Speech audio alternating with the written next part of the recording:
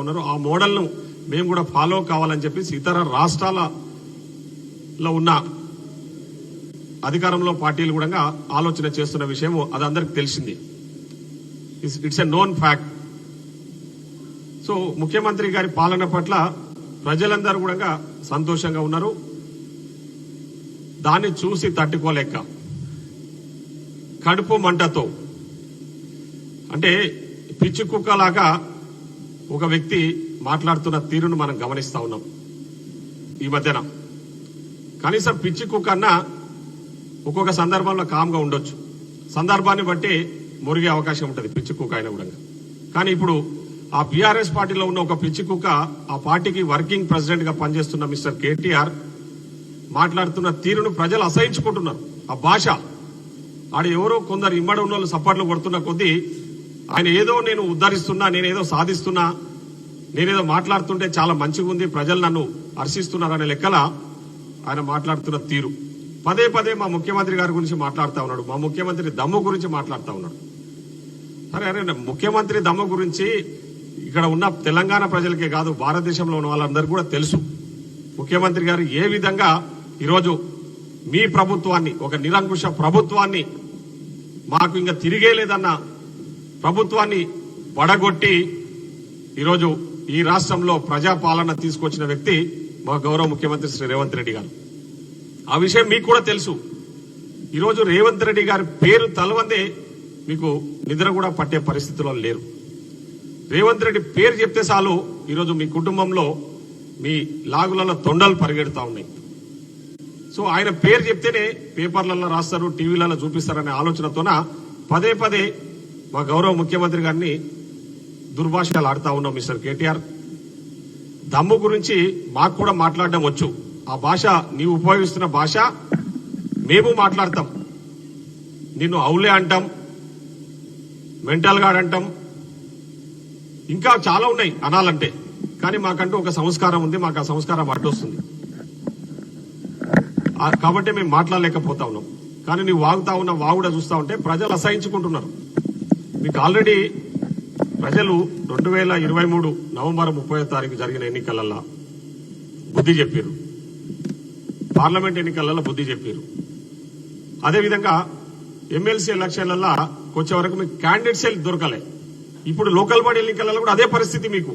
కాబట్టి జిల్లాలలో పర్యటనలు పెట్టి ఏదో ఉత్సాహం నింపాలనే ఆలోచనతో ఏదేదో ముఖ్యమంత్రి గారిని మీద ఆడిపోసుకుంటా ఉన్నారు. అధికారులను అరే ఇది మీ జమానా కాదు, ఇది ప్రజాప్రభుత్వం. రాజ్యాంగం కల్పించిన హక్కుల ప్రకారం రాజ్యాంగాన్ని గౌరవించే ప్రభుత్వం ఈరోజు ఈ రాష్ట్రంలో నడుస్తా ఉంది. అధికారులను గౌరవించే ప్రభుత్వం ఈ రాష్ట్రంలో నడుస్తా ఉంది. మీలాగా మీరు అధికారంలో ఉన్నప్పుడు అధికారులను, ఐఏఎస్ ఆఫీసర్లను, ఆ కింది స్థాయి వాళ్ళని కూడా ఐఏఎస్ ఆఫీసర్లను మీ కాళ్ళకాడ కూర్చోబెట్టుకుని పనిచేసుకున్న విషయం ఆ రోజు పేపర్లల్లో మీడియాలో చూసిన విషయం మీకు సందర్భంగా నేను గుర్తు చేస్తా ఉన్నా. సో ఆ విధంగా నిరంకుశంగా అధికారులను కూడా ఆ రోజు మీ అవసరాలకు వాడుకున్న వ్యక్తులు మీరు. అంటే అధికార దుర్వినియోగానికి పాల్పడ్డ దుర్మార్గులు మీరు. ఆ రోజు అధికారులను మీరు చెప్పు చేతుల్లో పెట్టుకుని మీరు ఏం చేసిరో అది అందరికీ తెలిసిన విషయమే, మేము చెప్పాల్సిన అవసరం లేదు. కానీ ఈరోజు మేము ఈ ప్రజాప్రభుత్వంలో అధికారులను గౌరవిస్తూ వాళ్ళ సూచనలు సలహాలు తీసుకునే ఈ ప్రభుత్వం నడుస్తూ ఉంది. ఈరోజు ఈ ప్రజాపాలనలో అధికారులు కూడా రాజ్యాంగబద్ధంగా వ్యవహరిస్తూ ఉంటే అవి చూసి తట్టుకోలేక ఈరోజు నువ్వు అధికారుల గురించి కూడా పదే పదే మాట్లాడుతూ ఉన్నావు. కలెక్టర్లు కానివ్వండి, వాళ్ళ అయ్యలు కానివ్వండి, ఎవడైనా సరే నీ భాష, నువ్వు పశువులు కాసే వ్యక్తులు కూడా నీ భాష మాట్లాడే పరిస్థితుల్లో లేరు. అధికారులను, ముఖ్యమంత్రిని మాట్లాడతావు, అధికారులను కూడా కలెక్టర్లు గాని, వాళ్ళ అయ్య గాని, సిఐ గాడు గాని, ఏసీపీ గాని గాడు మాట్లాడుతూ ఉన్న తీరును ప్రజలు గమనిస్తా ఉన్నారు. నీకు అధికారులు లెక్కలేరు, ముఖ్యమంత్రులు లెక్కలేరు, మంత్రులు లెక్కలేరు. నీ ఒక 9 సంవత్సరాలు రాష్ట్రానికి మంత్రిగా పనిచేసిన వ్యక్తివి. ఇప్పుడు ప్రస్తుతం సిరిసిల్లకు ఎమ్మెల్యేగా పనిచేస్తున్న వ్యక్తివి. ఒక ముఖ్యమంత్రికి కొడుకుగా ఉన్న వ్యక్తివి, మాజీ ముఖ్యమంత్రికి. సో అవన్నీ మర్చిపోయి ఒక పిచ్చి కుక్కలాగా అధికారుల మీద విమర్శలు చేస్తా ఉన్నాం. ముఖ్యంగా ఏదో పగటి కలలు అంటా ఉన్నాం. మీరేదో మళ్ళా మీరందరు పేర్లు రాసుకుంటారు బై అని ఎవరికో చెప్తా ఉన్నాం. పక్కన ఉన్నోనికి ఎవరు రాసుకుంటాడు? ఎవరు రాసుకునేటోడు కూడా లేడు. రాసుకొని ఏం చేస్తావు? అసలు ఏం చేస్తున్నారు ఈరోజు? మీలాగా అధికారులు ఆ రోజులాగా మీ చెప్పు చేతుల్లో మీరు చెప్పిందే చేసే అధికారులు లేరని మీరు బాధపడుతున్నది. ఈరోజు అధికారుల మాట అయినంటే కాళేశ్వరం కూలిపోయే ప్రసక్తే లేకుండే. అధికారుల మాటలని వాళ్ళు చెప్పిన సలహాలు సూచనలు పాటించింటే అంత పెద్ద ప్రాజెక్టు, అంత ప్రజాధనం దుర్వినియోగంగా కాకపోతుండే. రాసి పెట్టుకోమని చెప్తా ఉన్నాం. 3 ఏళ్ల తర్వాత మేమే వస్తాం, వచ్చినాక మీ అంతు చూస్తామని ఏదో ఉదరగప్పాలు కొడతా ఉన్నాం. నేను చెప్తా ఉన్నా కేటీఆర్, నీ 3 సంవత్సరాలు గారు మీరు 30 ఏళ్లైనా ఈ రాష్ట్రంలో అధికారంలోకి వచ్చే ప్రసక్తే లేదు. మీ పార్టీని ఆల్రెడీ ప్రజలు బొంద పెట్టేశారు. మీరు 3 సంవత్సరాల గురించి మాట్లాడుతా ఉన్నావు. నేనంటా ఉన్నా 30 ఏళ్లైనా బీఆర్ఎస్ పార్టీ రాష్ట్రంలో అధికారంలోకి రాదు. అది జగం ఎరిగిన సత్యం. నేను చెప్తున్నది కాదు, తెలంగాణ ప్రజలే మాట్లాడుకున్న విషయాన్ని నేను ఈ సందర్భంగా ఉటంకిస్తా ఉన్నా.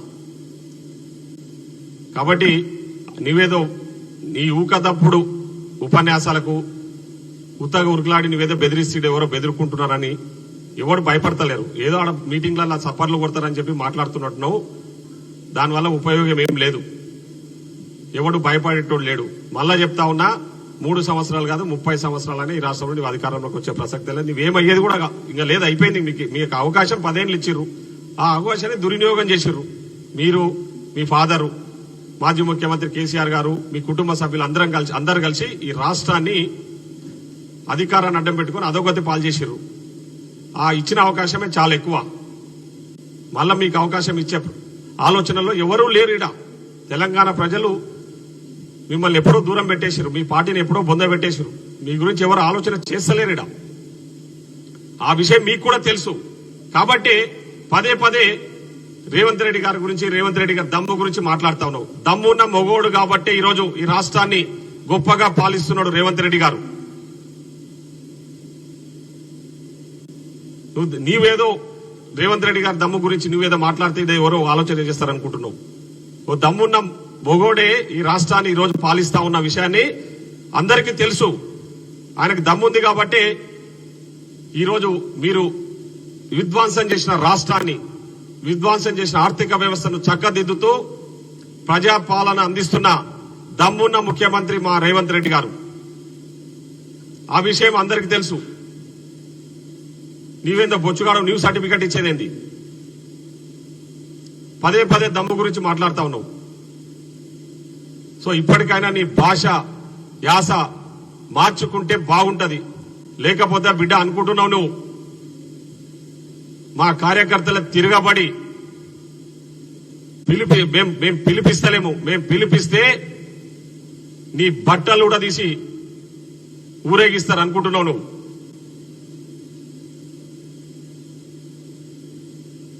అదేవిధంగా హరీశ్వరరావు గారు, నిన్న ఒక సంఘటన నాగర్ కర్నూల్లో జరిగిన ఒక సంఘటన